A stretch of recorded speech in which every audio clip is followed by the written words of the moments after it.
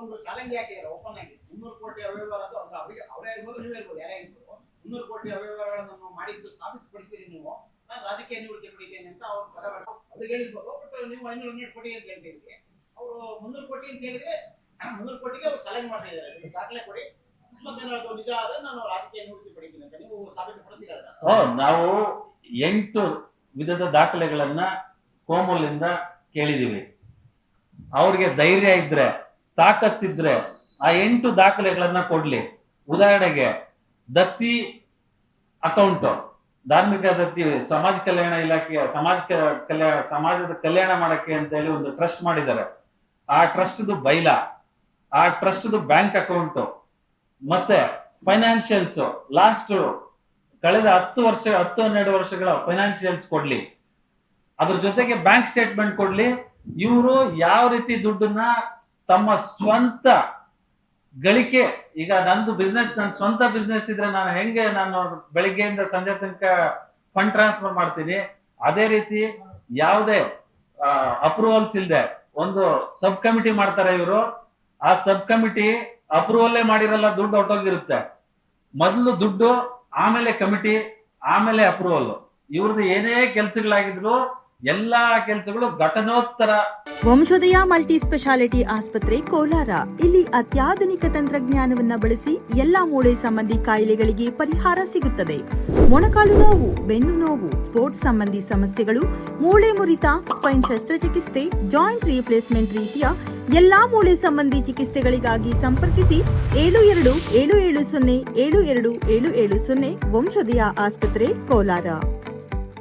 Approvals ಅಂದ್ರೆ post completed approvals ತಗೊಳ್ತಾರೆ board ಅಲ್ಲಿ ಇಟ್ಟು, ಬೋರ್ಡ್ಗೆ ಬಂದಿರಲ್ಲ. ಸುಮಾರು ನಿರ್ದೇಶಕರು ಈ ವಿಚಾರವಾಗಿ KMF ಬೆಂಗಳೂರಿಗೂ ದೂರು ಕೊಟ್ಟಿದ್ದಾರೆ, ಇಲ್ಲೂ ಸಹ ದೂರು ಕೊಟ್ಟಿದ್ದಾರೆ, ಸಹಕಾರ ಇಲಾಖೆಗೆ ದೂರು ಕೊಟ್ಟಿದ್ದಾರೆ.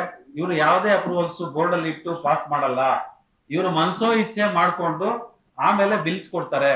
ಈ ಎಲ್ಲಾ ಬಿಲ್ಸ್ ಏನೆಲ್ಲ ದುಡ್ಡು ಟ್ರಾನ್ಸ್ಫರ್ ಮಾಡ್ತಾರೆ ಆ ವೆಂಡರ್ಸ್ ಅಂದ್ರೆ ಕಾಂಟ್ರಾಕ್ಟರ್ಸ್ ನ ಅಕೌಂಟ್ ನ ಚೆಕ್ ಮಾಡಿದ್ರೆ ಆ ಅಕೌಂಟ್ ಎಲ್ಲಿಗೆ ಹೋಗಿದೆ, ಆ ಅಕೌಂಟ್ ಇಂದ ಎಲ್ಲಿಗೆ ದುಡ್ಡು ಹೋಗುತ್ತೆ ಎಲ್ಲಾನು ಇವ್ರ ಸಂಬಂಧಿಕರ ಅಕೌಂಟ್ ತಿರುಗಿಸಿ, ಇದೊಂಥರ ರಿವರ್ಸಲ್ ಮೆಕ್ಯಾನಿಸಮ್ ಅಂತ ಹೇಳಕ್ ನಾನು ಇಷ್ಟಪಡ್ತೀನಿ. ಇವ್ರಿಗೆ ದುಡ್ಡು ಪ್ರತಿದಿನ ಇವ್ರಿಗೆ ದುಡ್ಡು ಬೇಕು. ಮಾಜಿ ಶಾಸಕರು ಹೇಳಿದ್ರಲ್ಲ, ಅದು ಸತ್ಯ. ಇವ್ರು ಬ್ಯಾಂಕ್ ಸ್ಟೇಟ್ಮೆಂಟ್ ಕೊಟ್ರೆ ಕಳೆದ 10-12 ವರ್ಷದ ಬ್ಯಾಂಕ್ ಸ್ಟೇಟ್ಮೆಂಟ್ ಮತ್ತೆ ಫೈನಾನ್ಷಿಯಲ್ಸ್ ಬಿಲ್ಸ್ ಕೊಡ್ಲಿ. ಈ ಹೇಳ್ತಾ ಇರೋಂತ 300 ಕೋಟಿ ತುಂಬಾ ಕಡಿಮೆ, ಅದಕ್ಕಿಂತಲೂ ಜಾಸ್ತಿ ದುಡ್ಡನ್ನ ಬಳಸ್ಕೊಂಡಿದ್ದಾರೆ. ನಾವು ಆರೋಪ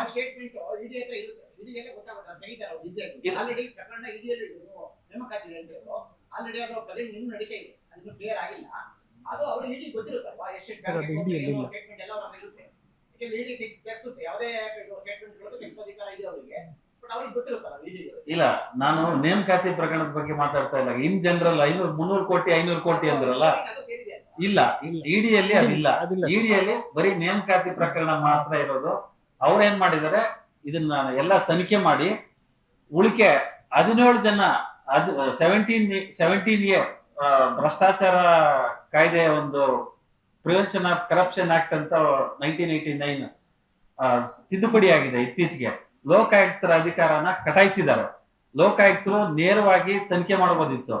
ಮಾನ್ಯ ಸಿದ್ದರಾಮಯ್ಯನವರು 2018ರಲ್ಲಿ ಆ ಕಾಯ್ದೆಗೆ ತಿದ್ದುಪಡಿ ತಂದ್ಬಿಟ್ರು. ಯಾವುದೇ ಒಂದು ಲೋಕಾಯುಕ್ತ ಸಂಸ್ಥೆ ಒಂದು ಸಾರ್ವಜನಿಕ ಅಧಿಕಾರಿಯನ್ನ ಪ್ರಶ್ನೆ ಮಾಡಬೇಕು ಅಂದ್ರೆ ಸಕ್ಷಮ ಪ್ರಾಧಿಕಾರದಿಂದ ಅನುಮತಿ ಪಡಿಬೇಕು ಅಂತ ಹೇಳಿ ಮಾಡ್ಬಿಟ್ರು. ಈಗ ಸುಮಾರು ಈ ಇಡೀ ಪ್ರಕರಣದಲ್ಲಿ ಭಾಗಿಯಾಗಿರುವಂತಹ ಸುಮಾರು ಜನ, ನಮ್ಮ ಗೋಪಾಲ್ ಮೂರ್ತಿಯಿಂದ ಹಿಡ್ಕೊಂಡು ಮಾನ್ಯ ಶಾಸಕರಿಗೆ ಸಕ್ಷಮ ಪ್ರಾಧಿಕಾರ ಸ್ಪೀಕರ್, ಶಾಸಕರನ್ನ ಪ್ರಶ್ನೆ ಮಾಡ್ಬೇಕು ಅಂದ್ರೆ ಸ್ಪೀಕರ್ ಪರ್ಮಿಷನ್ ಕೊಡ್ಬೇಕು.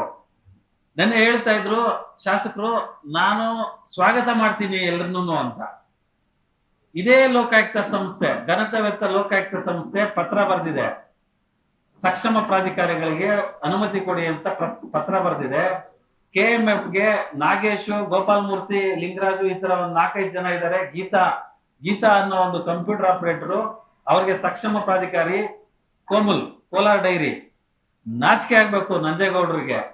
ಒಮ್ಮತದ ತೀರ್ಮಾನ ತಗೊಂಡಿದ್ದಾರೆ, ನಾವು ಲೋಕಾಯುಕ್ತ ಸಂಸ್ಥೆಗೆ ಅನುಮತಿಯನ್ನ ಕೊಡಲ್ಲ ನಮ್ಮ ಅಧಿಕಾರಿನ ವಿಚಾರಣೆ ಮಾಡಕ್ಕೆ ಅಂತ. ನೆನ್ನೆ ಹೇಳ್ತಾರೆ ನಾನು ಸ್ವಾಗತ ಮಾಡ್ತೀನಿ ಅಂತ.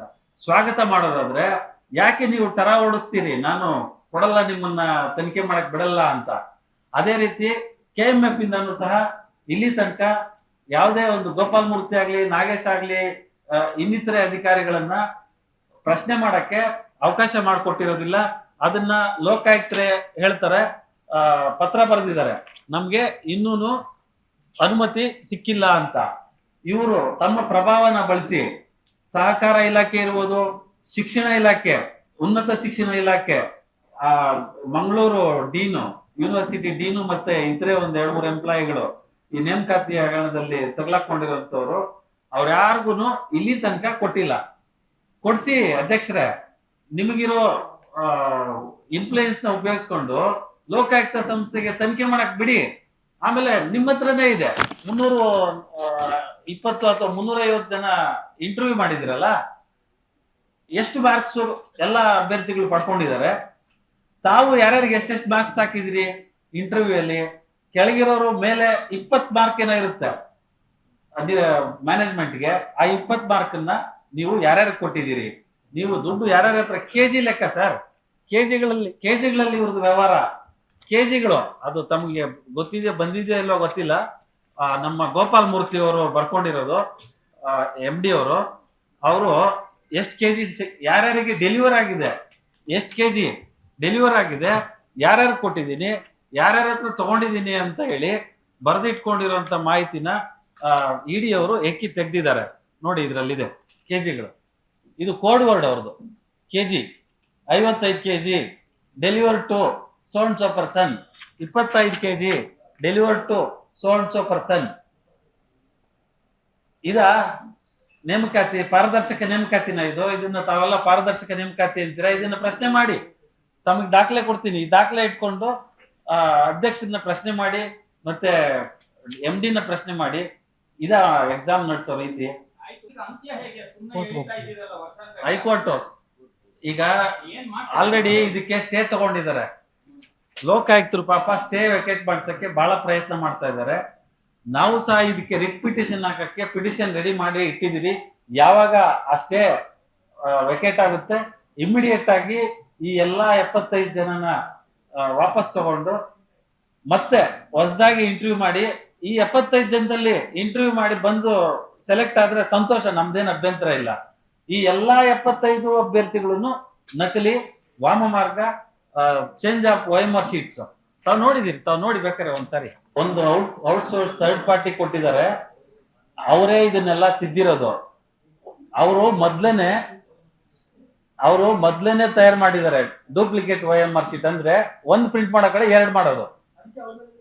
ಹೌದು, ಕೇಸ್ ಆಗಿದೆ, ಅವ್ರ ಮೇಲೂ ಸ್ವಲ್ಪ ಕ್ರಮ ಆಗಿದೆ. ಬಟ್ ಲೋಕಾಯುಕ್ತರಿಗೆ ಅನುಮತಿ ಕೊಡ್ತಾ ಇಲ್ಲ. ಹೈಯರ್ ಎಜುಕೇಶನ್ ಮಿನಿಸ್ಟ್ರಿಯಿಂದ ಆ ಎಂಪ್ಲಾಯೀಸ್ಗೆ ಅನುಮತಿ ಬೇಕು, ಮತ್ತೆ ಉಳಿಕೆ KMF ಇಂದ ಬೇಕು, ಮತ್ತೆ ಕೋಮುಲ್ ಇಂದ ಬೇಕು, ಆಮೇಲೆ ಸ್ಪೀಕರ್ ಇಂದ ಬೇಕು. ಈ 4 ಸಂಸ್ಥೆಗಳಿಂದ ಬೇಕು. ಈ ನಾಚಿಕೆ ಆಗದೆ ತನಿಖೆ ಮಾಡ್ಲಿ, ನೀವೆಲ್ಲ ಬಂದು ಕಂಪ್ಲೇಂಟ್ ಕೊಡಿ, ಪಾರದರ್ಶಕವಾಗಿರ್ಲಿ ಅಂತ ಹೇಳಿ ಸ್ಟೇಟ್ಮೆಂಟ್ ಕೊಡ್ತಾರೆ. ಇದು ಯಾವ ನ್ಯಾಯ ಅಂತ ಕೇಳ್ತೀನಿ ಸರ್. ನಾವ್ ಹಾಕ್ತಿವಿ ಸರ್. ಈಗ ಹಾಕಿದ್ರೆ ಅದು ಕಚ್ಕೊಳ್ಳಲ್ಲ. ಯಾಕೆ ಅಂತಂದ್ರೆ ಆಲ್ರೆಡಿ ಸ್ಟೇ ಇದೆ. ಸೊ ನಾವು ರಿಟ್ ಪಿಟಿಷನ್ ತಯಾರು ಮಾಡಿ ಇಟ್ಟಿದೀವಿ. ಲೋಕಾಯುಕ್ತರ ಹತ್ರನು ಮಾತಾಡಿದೀವಿ. ಅವರು ವೆಕೇಟ್ ಮಾಡ್ಲಿಕ್ಕೆ ಹೈಕೋರ್ಟ್ ಅಲ್ಲಿ ಓಡಾಡ್ತಾ ಇದ್ದಾರೆ. ಅದು ಮುಗಿದ ತಕ್ಷಣ ಈ 75 ಜನನ ತೆಗೆದು ಮತ್ತೆ ಹೊಸದಾಗಿ 350 ಜನ ಇಂಟರ್ವ್ಯೂ ಏನ್ ಮಾಡಬೇಕು, ಇವರು ಅದ್ರಲ್ಲಿ ಬಂದ್ರೆ ಬರ್ಲಿ, ಹೊಸದಾಗಿ ಇಂಟರ್ವ್ಯೂ ಮಾಡ್ಲಿ, ಇವ್ರನ್ನ ವಾಪಸ್ ತಗೊಳ್ಳಿ ಅಂತ ಹೇಳಿ ನಾವು ರಿಟ್ ಪಿಟಿಷನ್ ರೆಡಿ ಮಾಡಿ ಇಟ್ಟಿದ್ದೀವಿ ಸರ್. ಇದನ್ನ ಪ್ರಾಮಾಣಿಕರು ಯಾರು ಎಕ್ಸಾಮ್ ಬರ್ದಿದ್ದಾರೆ, ಕಷ್ಟಪಟ್ಟು ಬಡವರು ಅಥವಾ ಯಾರೇ ಇರ್ಲಿ, ಅಭ್ಯರ್ಥಿಗಳು ಕಣ್ಣಿಗೆ ಎಣ್ಣೆ ಬಿಟ್ಕೊಂಡು ಓದಿರ್ತಾರೆ, ಅವ್ರಿಗೆ ನ್ಯಾಯ ಕೊಡಿಸೋವರೆಗೂ ನಾವು ಇದು ಬಿಡಲ್ಲ. ಮತ್ತೆ ಇನ್ನು ಅವರು ದಾಖಲೆಗಳನ್ನ ನಮ್ಮ ಅಧ್ಯಕ್ಷರ ಕಡೆಯವರು ಕೊಟ್ಟಿಲ್ಲ, ಲೋಕಾಯುಕ್ತರಿಗೂ ಕೊಟ್ಟಿಲ್ಲ. ನಾವು ಕೇಳಿದೀವಿ, ನಾವು 8 ದಾಖಲೆ ಕೇಳಿದೀವಿ.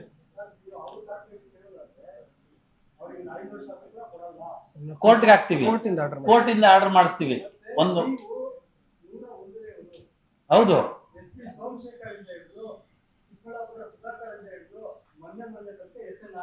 ಹೌದು,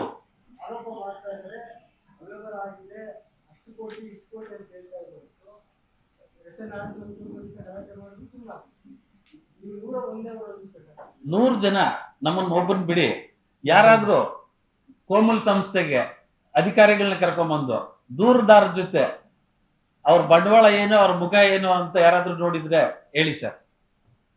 ನಾವು ಲೋಕಾಯುಕ್ತರನ್ನ ವೈಯಕ್ತಿಕವಾಗಿ ಎಗೈನ್ ಅಂಡ್ ಎಗೈನ್ ಭೇಟಿ ಮಾಡಿ ದಯವಿಟ್ಟು ಇದಕ್ಕೆ ನೀವು ಒಂದು ನ್ಯಾಯ ಕೊಡಿಸ್ಬೇಕು ಅಂದಿದ್ದಕ್ಕೆ ಇದುವರೆಗೂ ನನ್ನ ಪ್ರಕಾರ ಕೋಲಾರ ಜಿಲ್ಲೆಯಲ್ಲಿ ಯಾರು ದೂರದಾರ ಇಟ್ಕೊಂಡು ತನಿಖೆ ಮಾಡಿರೋ ಉದಾಹರಣೆ ಅಥವಾ ನಿರ್ದೇಶನ ಇಲ್ಲ ಅಂತ ಭಾವಿಸ್ತೀನಿ ನಾನು.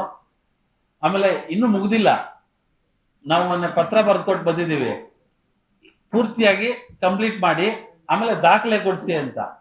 ಅದನ್ನ ಕನ್ಸಿಡರ್ ಮಾಡಿಲ್ಲ ಅಂತ ಪಕ್ಷದಲ್ಲಿ ದಾಖಲೆ ಕೊಟ್ಟಿಲ್ಲ, ನಾವು ಕೇಳಿರೋ ದಾಖಲೆ ಇವ್ರು ಕೊಡೋ ದಾಖಲೆ ಅಲ್ಲ, ಬ್ಯಾಂಕ್ ಸ್ಟೇಟ್ಮೆಂಟು, ಫೈನಾನ್ಷಿಯಲ್ಸು, ಬಿಲ್ಸು ಕೊಟ್ಟಿಲ್ಲ ಅಂದ್ರೆ ಹೈಕೋರ್ಟ್ಗೆ ನಾವು ರಿಟ್ ಹಾಕಿ ದಾಖಲೆಗಳನ್ನ ತೆಗೆಸ್ಕೊಳ್ತೀವಿ. ನಮ್ಮ ಅಧ್ಯಕ್ಷರನ್ನ ಹೇಳಿದ್ದಾರೆ ನಾವೇನ್ ದಾಖಲೆ ಬೇಕೋ ಕೊಡ್ತೀನಿ ಅಂತ. ಕಾದ್ ನೋಡ್ತೀವಿ, ಇನ್ನೂ 1 ವಾರ 15 ದಿವಸ ಕಾದ್ ನೋಡ್ತೀವಿ. ಕಾಯ್ಲಿಲ್ಲ ಅಂತಂದ್ರೆ ಮಾನ್ಯ ಉಚ್ಚ ನ್ಯಾಯಾಲಯಕ್ಕೆ ಈಗ ವೆಕೇಶನ್ ಇದೆ, ಹೋಗಕ್ಕಾಗಲ್ಲ. ವೆಕೇಶನ್ ಮುಗಿದ ತಕ್ಷಣ ನಾವು ದಾಖಲೆಗಳನ್ನ ತಗೊಂಡು ಇವ್ರು ಏನೆಲ್ಲ ಒಳ್ಳೆ ಕೆಲಸಗಳು ಮಾಡಿದ್ದಾರೆ ಅಂತ ಹೇಳಿ ಜನರ ಮುಂದೆ ತಂದಿಡ್ತೀವಿ ಅಂತ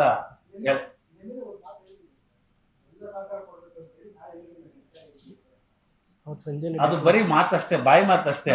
ಅವರು ಮೈಂಡ್ ಅಲ್ಲಿ ಬೇರೆ ಓಡುತ್ತೆ. ನೆನ್ನೆ ಆಲ್ರೆಡಿ ಅವ್ರು ಹೇಳಿದ್ದನ್ನ ಕೇಳಿ ನನ್ಗೆ ನಗು ಬಂತು. ಈ ತಮಗೂ ನಗು ಬಂದಿರುತ್ತೆ. ತಾವೆಲ್ಲ ಪ್ರಶ್ನೆ ಮಾಡ್ತಾ ಇದ್ರೆ ಆ ಪ್ರಶ್ನೆಗೆ ಉತ್ತರ ಸಿಕ್ಕಿಲ್ಲ ಅವ್ರ ಹತ್ರ. ಯಾಕೆಂದ್ರೆ ಅವ್ರ ಹತ್ರ ಉತ್ತರ ಇಲ್ಲ, ಜಾರ್ಕೊಳ್ತಾರೆ. ಬಟ್ ಆ ಜಾರ್ಕೊಂಡ್ರು ಎಲ್ಲಿ ಜಾರ್ಕೊಂಡ್ರು ಅವ್ರನ್ನ ಎಳೆದು ಇಟ್ಕೊಂಡ್ಬಂದು ಜನರ ಮುಂದೆ ನಿಲ್ಸಿ ಅವರ ಮುಖವಾಡನ ಕಳಿಸ್ತೀವಿ ಸರ್ ನಾವು. ಆಮೇಲೆ ಸರ್ ಇನ್ನೊಂದು ಸರ್, ಇದ್ರಲ್ಲಿ ಇವರೊಬ್ಬರೇ ಅಲ್ಲ, ಇವ್ರು ಮೈನ್, ಇವ್ರು ಹೆಡ್ ಆಫ್ ದ ಇನ್ಸ್ಟಿಟ್ಯೂಷನ್. ಇವ್ರದ್ದು 80%, ಇನ್ನು ಉಳಿದ ಅವ್ರದ್ದೆಲ್ಲ 20%. ಯಾಕೆಂದ್ರೆ ಇವ್ರಿಗೆ ಶೇರ್ ಕೊಡೋದು ಸ್ವಲ್ಪನೇ, ಎಲ್ಲಾನು ಇವ್ರಿಗೆ ಬೇಕು. ಸ್ವಲ್ಪ ಅಷ್ಟೇ ಅವ್ರಿಗೆ ಬಾಯಿಗೆ ಬಿಸ್ಕೆಟ್ ಹಾಕೋದು ಎಲ್ಲ ಇವ್ರದೇ. ಇಲ್ಲ, ನಮ್ಗೆ ಯಾರು ಯಾವ ದೂರು ಕೊಟ್ಟಿರೋಂಥವ್ರು ಹಿಂದೆ ನಮ್ಗೆ ಯಾರು ಸಹಕಾರ ಇಲ್ಲ. ನಾಗರಾಜ್ ಅವರು ಏಕ ವ್ಯಕ್ತಿಯಾಗಿ ದೂರು ಕೊಟ್ಟು ಕ್ರಮ ಕೈಗೊಳ್ಳಬೇಕು. ಇದು ಸಾರ್ವಜನಿಕರು ಕಷ್ಟ, ಬೆವರು, ರಕ್ತ, ಅವರು ಹಾಲಿನ ದುಡ್ಡನ್ನ ಇವರು ಚುನಾವಣೆಗಳಿಗೆ ಬಳಸ್ಕೊಳ್ಳೋದು ಬೇಡ. 5,000 10,000 ಹಂಚಕ್ಕೆ ಈ ದುಡ್ಡೇ ಬೇಕಾ ಇವ್ರಿಗೆ? ರೈತರು ಬೆವ್ರು ಬೇಕಾ? ಅಂದ್ರೆ ನಿಮ್ಗೆ ಕೊಡ್ತೀನಿ ಅನ್ನೋ ಲೆಕ್ಕಾಚಾರ ಏನಾರ ಇಟ್ಕೊಂಡಿದಾರೆ ಅನ್ನೋ ಗೊತ್ತಿಲ್ಲ ಸರ್.